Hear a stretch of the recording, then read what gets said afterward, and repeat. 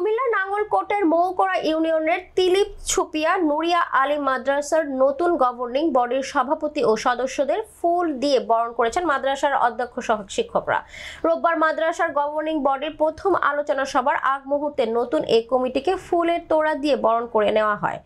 মাদ্রাসা হল রুমে অধ্যক্ষ সালেহ আহমেদ ভূঁইয়ার সভাপতিত্বে আলোচনা সভায় প্রধান অতিথির বক্তব্য রাখেন গভর্নিং বডির নতুন সভাপতি ও মৌকড়া ইউনিয়ন পরিষদ চেয়ারম্যান এম সাইফ উদ্দিন আলমগীর।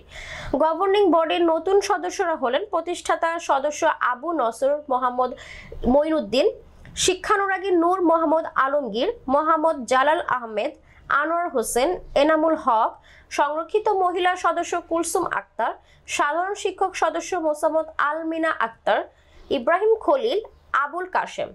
এ সময় আলোচনা সভায় উপস্থিত ছিলেন সাবেক মেম্বার হাবিবুর রহমান, যুবলীগ নেতা জহিরুল ইসলাম, নূর মোহাম্মদ সাগর সহ নতুন কমিটির সদস্য ও প্রভাষক বৃন্দরা।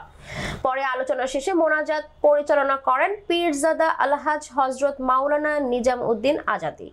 তিলিপ সুপিয়া নুরিয়া আলী মাদ্রাসা পরিচালনার জন্য এই কমিটি 2 বছরের অনুমোদন দিয়েছে মাদ্রাসা শিক্ষা বোর্ড।